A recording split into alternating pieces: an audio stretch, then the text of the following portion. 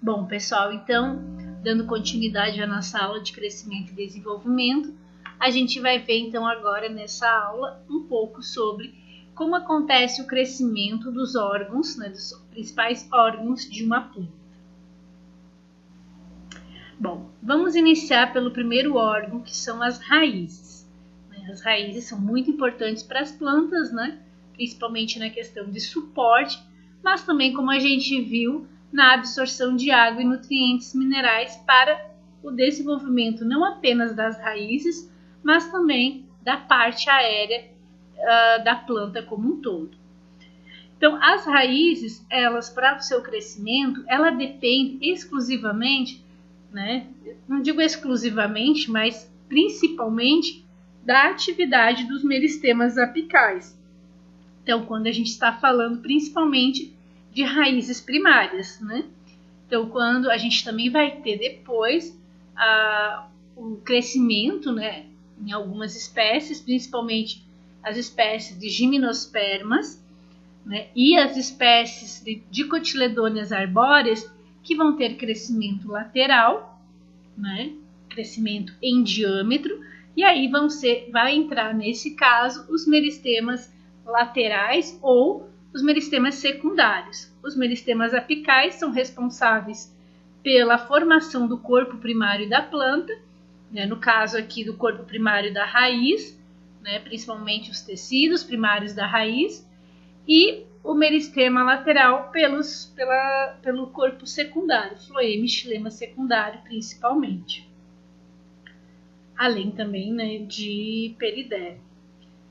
Então, a gente pode visualizar aqui nesse desenho ao lado de uma raiz, né, que a raiz ela é muito importante também para a planta.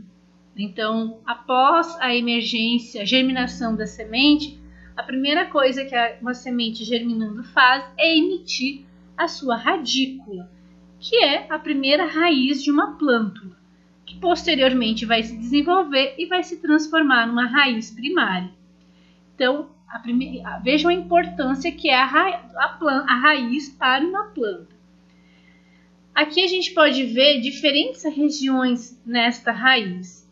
Nós temos aqui embaixo a coifa, essa parte rosada, tá aqui no ápice, né, da raiz. Nós temos a zona meristemática, logo acima da coifa. Tá? Acima dela nós temos a zona de elongamento, ou alongamento, tá? Acima dessa zona, nós temos aqui a zona de maturação. E, posteriormente, nós temos essa região mais velha da raiz, né? Que é onde estão as células mais velhas, mais suberizadas. E é onde vai acontecer também outras atividades, como principalmente aqui a gente pode visualizar o crescimento de raízes laterais. Então, aqui as células mais velhas e aqui embaixo no ápice as células mais novas. Vamos ver o que acontece em cada uma dessas regiões. Bom, na coifa, né, essa região que fica bem no ápice da raiz, né, ela tem duas funções principais. Primeira, proteger a raiz, né, principalmente as células meristemáticas, né, porque ela serve, como ela produz uma mucilagem, né, que é uma substância que vai ser importante para evitar a dessecação do ápice dessa raiz, tá? Então, à medida que essa raiz vai crescendo no solo, em vez das células meristemáticas estarem ali em contato direto com o solo, após as células existe a coifa, que produz essa mucilagem e que vai, então, impedir que o contato do solo danifique as células meristemáticas, porque primeiro ele vai estar em contato com as células da coifa. Vejam aqui que ela é bem alongada, suas células, né, no ápice. Então, proteção dos meristemas, do meristema apical, com produção de mucilagem. E a segunda função que a coifa tem é a percepção da gravidade. Então, o gravitropismo nas raízes é percebido pela coifa. tá? Então, uma raiz sempre vai crescer no sentido da gravidade, né? A favor da gravidade. Por quê? Porque ela tem a coifa, que depois a gente vai visualizar, vai entender melhor isso na aula de auxina, tá? Que vai falar sobre gravitropismo, que está tudo relacionado, né? Os hormônios, o gravitropismo. E eles vão ser responsáveis por fazer a coifa, né, perceber a gravidade e sempre fazer com que a raiz cresça a favor dessa gravidade. Logo acima da coifa, nós temos a zona meristemática, como podemos visualizar aqui. Nessa zona meristemática, nós temos bem acima da coifa o centro quiescente, que é uma região, onde está aqui mostrando, com pouca divisão celular, e acima do centro quiescente, nós temos uma região com alta divisão celular, tá?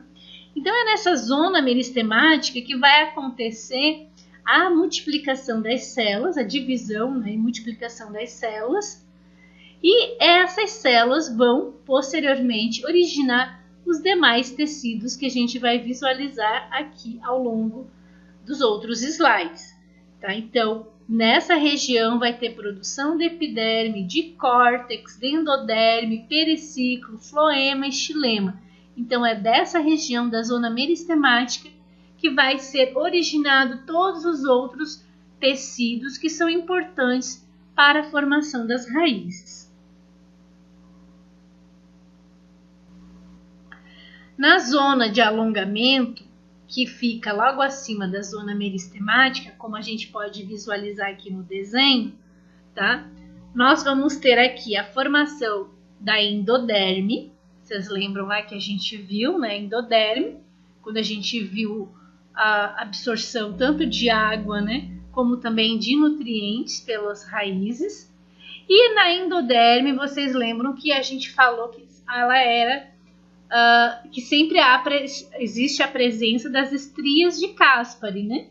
Que é aquela tipo uma cinta que passa ao redor das paredes celulares da endoderme e que ela que impede a passagem da água, né? Então ela é uma substância hidrofóbica que impede a passagem da água pela via apoplasto, né? Pelas demais outras vias não ocorre esse impedimento. Aqui na zona de alongamento, nós podemos visualizar uma coisa muito importante, que além da formação da endoderme, também existe aqui que está iniciando a formação dos elementos crivados, dos primeiros tubos, né, de elementos crivados, que são, no caso, as células do floema. Então, aqui em azulzinho, tá? Então, por que isso é importante? Porque o floema ele é originado antes do que as células do xilema. Porque as raízes, elas precisam se alimentar dos fotoassimilados que são produzidos pela parte aérea. E esses fotoassimilados só vão chegar nas raízes via floema. Então, esse tipo de célula, ele é originado antes, aqui na zona de alongamento, para que a parte aérea já tenha capacidade de transportar fotoassimilados para as raízes e auxiliar no crescimento e no desenvolvimento desse órgão. Tá? Aqui, logo acima, a gente tem a região de máxima alongamento, tá? Então, máximo alongamento, taxa de alongamento celular, que está aqui no finalzinho da zona, que já está quase iniciando a zona de maturação. Tá?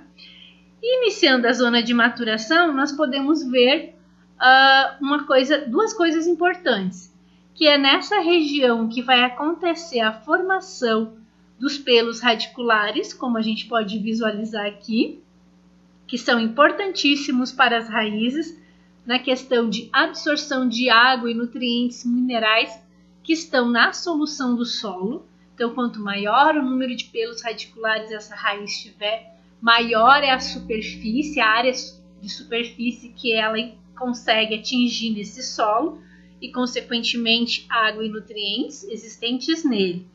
Vejam que esses pelos radiculares são originados das células da epiderme. Então, a gente fala que eles são extensões das células epidérmicas. Tá? Além dos pelos radiculares, nesta zona também acontece a formação, aqui ao centro, essas células rosadas, dos vasos do xilema. Tá? Então, aqui a gente já consegue visualizar os vasos do xilema, já estão já estão maduros, né? Então, eles começaram aqui embaixo, na verdade, a ser formados no final do alongamento e no início da zona de maturação. Eles começaram a ser diferenciados, né? Que na verdade a célula já existia, mas essa célula foi tendo essa especialidade de ser células do vaso do xilema. E aqui, mais para o meio da zona de maturação, eles já são vasos do xilema maduro, tá? Que vão ser importantes, como a gente já falou. Vejam que eles estão exatamente próximos, né? Bem na zona de maturação, onde existe a formação dos pelos radiculares. Por que isso? Porque os pelos radiculares são responsáveis pela absorção de água e nutrientes, e eles vão mandar exatamente essa água e esses nutrientes para as células do xilema, que aqui já estão completamente maduras nesta região. Tá? Então, tudo não acontece, não é por acaso, tem sempre uma lógica. E acima da zona de maturação, nós temos uma região mais velha, né, com células mais maduras, vamos pensar assim, né, mais suberizadas. E é nessa região que a gente pode visualizar o início da formação de primórdios de raízes laterais, como esse aqui.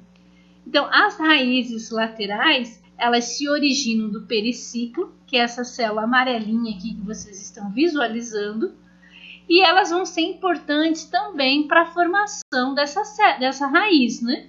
Porque elas vão aumentar também a superfície de raiz no solo. Então, vejam que ela começa pequenininha aqui no ciclo e vai sofrendo divisões celulares e expansão e vai atravessando o córtex e a epiderme dessa raiz e vai continuar crescendo. Lembrando que essas células das raízes laterais possuem meristemas apicais que vão ser importantes, né, para o seu desenvolvimento, para o seu crescimento. Tá? Além disso, né, temos também depois os meristemas secundários, como eu falei no outro slide, que vão ser importantes para as células, para o crescimento lateral dessas raízes. Bom, também existe o crescimento que vai depender da atividade dos meristemas laterais, né, como eu comentei ali anteriormente, principalmente nas espécies de gimnospermas e dicotiledôneas arbóreas. Então, o crescimento após essas raízes crescerem em extensão, né, pelo corpo, principalmente pelos meristemas apicais, tanto do ápice da raiz quanto pelos meristemas apicais das raízes laterais, elas vão precisar aumentar em diâmetro, tá? E esse aumento em diâmetro, seja principalmente nas raízes, que é o que a gente está falando agora, vai acontecer por dois tipos de meristemas, que são chamados também de meristemas secundários: câmbio vascular e o felogênio. Tá? Eles estão localizados, né, aqui, o câmbio vascular próximo, né, ao cilindro central da raiz e o felogênio mais próximo à epiderme, que depois, né, com esse crescimento em diâmetro, vai fazer com que a epiderme deixe de existir e seja substituída pela periderme, graças à multiplicação das células, né, ao crescimento das células, à origem, né, vamos dizer assim, né, do felogênio. Né? Então, o felogênio ele faz com que haja crescimento de suber por um lado e feloderme por outro lado, e essas camadas são, essas três camadas, felogênio, suber e feloderme, formam então a periderme das raízes, né? Que é a nova epiderme, vamos dizer assim, tecido dérmico da raiz, tá? Então, árvores, né, em geral, essas arbóreas, gimnospermas, né, como araucárias, possuem esse tipo de meristema lateral. Monocotiledôneas não possuem esses meristemas, nem plantas herbáceas, tá? Então, só possuem meristemas apicais.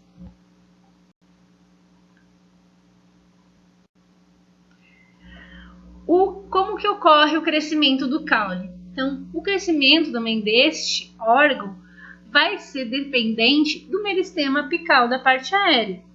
Então, aqui nós temos o desenho desse meristema apical da parte aérea, e esse meristema ele vai ser responsável pela formação das folhas, dos ramos e também das partes florais. Então, tudo que tem na parte aérea vai sair desse meristema. Então, nós temos aqui ao centro o meristema apical, aqui lateralmente os dois primórdios foliares, que vão ser importantíssimos para a formação das folhas, e aqui, tanto aqui quanto aqui, as gemas axilares, tá?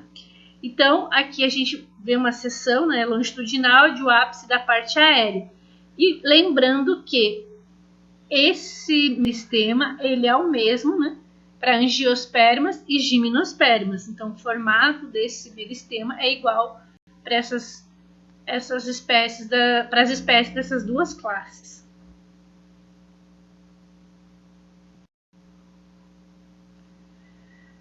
Vamos ter diferentes regiões que vão apresentar divisão celular, tá? Então, por exemplo, nos caules, quando eles estão em crescimento, a região de maior divisão celular, né, ela vai estar mais afastada do ápice do que nas raízes. Então, caules em crescimento sempre estão se desenvolvendo, né, são células jovens, e que o ápice, que é importantíssimo para esse desenvolvimento em extensão, acaba ficando esse crescimento, nessa divisão celular, numa região um pouco mais afastada do ápice. Nas gimnospermas e nas dicotiledôneas, essas regiões de divisão celular, no caule, né, que a gente está falando agora, fica alguns centímetros abaixo do caule, tá? Então, fica alguns centímetros abaixo do ápice desses caules, tá? Então, é uma região com alta divisão celular. As gramíneas, em geral, né, as espécies que pertencem às gramíneas, as regiões de maior divisão celular vai acontecer sempre na base de cada nó, né, porque nelas vai existir o meristema intercalar, né, por exemplo, milho, cana-de-açúcar, também as próprias gramíneas, né, grama de jardim, tá? E também acima do nó, tá? Lembrando também que essas folhas, né, essas espécies, principalmente gramíneas, né, de pastagens ou até mesmo a grama de jardim, elas têm esse meristema intercalar e esse meristema é estimulado ou pelo corte, né, quando você apara a grama, ou quando o animal vem e se alimenta daquela pastagem, né, daquela gramínea. Então, toda vez que eles estão em crescimento, né, claro, mas toda vez que a gente corta a grama, o animal se alimenta da pastagem, ele estimula a divisão celular, porque ele estimula esse meristema intercalar. Tá? Caules de gimnospermas e dicotiledôneas também vão possuir o crescimento em diâmetro, né, o crescimento lateral que a gente falou, né, principalmente dicotiledôneas arbóreas, e isso vai se dar graças aos meristemas laterais, câmbio e filogênio, que existem nessas espécies. Então vejam que aqui cada tipo de classe, ou até mesmo de família, ou tipo de caule, vai ter um meristema específico ou uma região de divisão celular específica. Então, aqui só para exemplificar, né? Meristema caulinar, apical, então o meristema apical do caule que está aqui, né? A gente tem também aqui esses meristemas apicais que vão ser responsáveis pelas ramificações desta planta. Nós temos aqui os meristemas laterais que vão ser do caule, que vão ser responsáveis pelo crescimento em diâmetro, o apical crescimento em extensão, o lateral em diâmetro. E aqui nas raízes a gente tem os meristemas apicais da raiz, aqui embaixo na raiz principal, e também nas raízes laterais, né? Igual a gente tem nas ramificações aqui. E são responsáveis pelo crescimento em extensão dessas raízes. Na figura ao lado nós temos o meristema intercalar, logo acima do nó, né, desse caule, e que é responsável também pelo crescimento em extensão, principalmente nas espécies de gramíneas, né, que possuem esse tipo de colmo.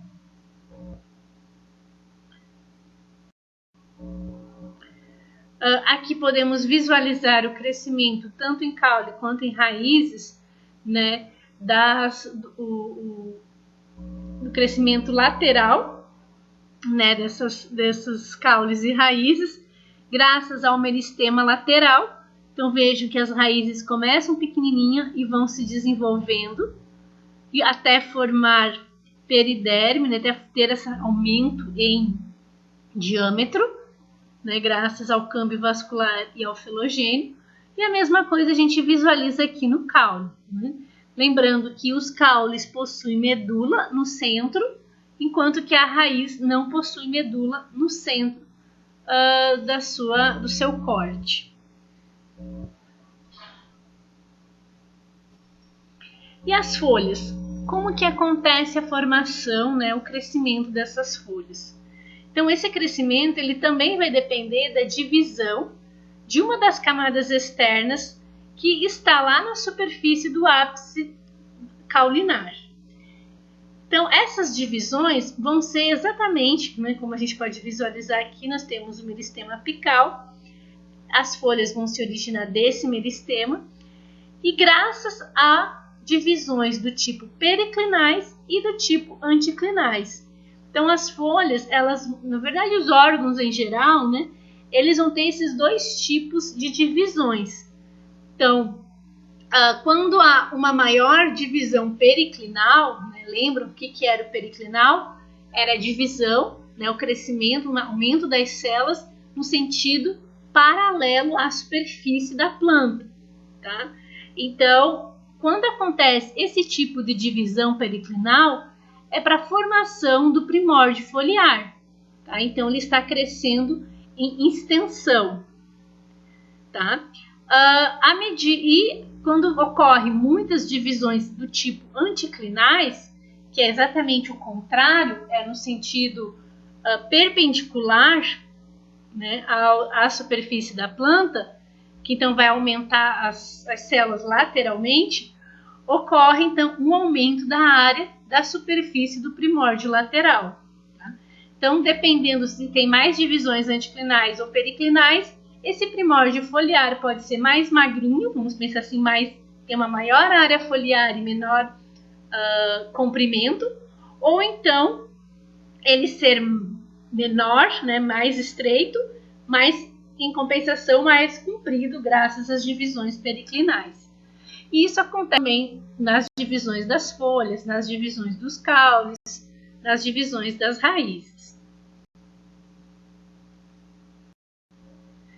E aqui a gente visualiza, então aqui as divisões, só para vocês lembrarem, periclinal e anticlinal. Então, anticlinal as células são lateralmente e periclinal ocorre um aumento em extensão. Então, vejam que aqui nós temos as camadas, né, do primórdio foliar. E ele vai, aqui é a meristema da medula. Então, nós vamos aqui as células que vão formar córtex e tecido vascular primário. Né? O meristema da medula forma a medula.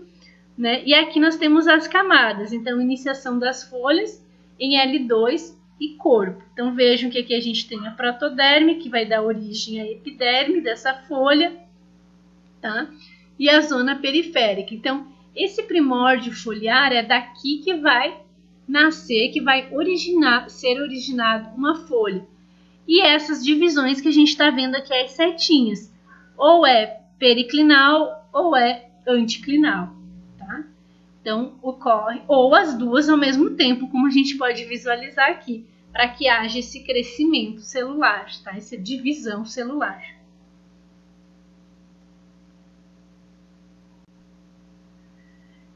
Então, na zona central, né, nós vamos ter aqui, zona central, essa região aqui, as células tronco, que são responsáveis pela origem de dos tecidos que vão formar o corpo, e nesta região a gente tem uma divisão mais lenta, uma divisão celular mais lenta, tá? Aqui a gente tem também o meristema apical do caule. Nas zonas periféricas, né, que é aqui, nessa região, e aqui nesta região, é onde vai ser formado os primórdios foliares, que vão dar origem às folhas, né, também. E eles são regiões de rápida divisão celular. E a zona medular, né, que é aqui ao centro, vai gerar tecidos centrais do caule. Tá?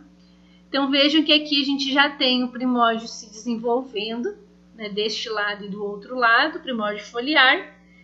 A camada L1 vai gerar a epiderme da folha, a camada L2 e a camada L3 vão gerar os tecidos internos dessas folhas.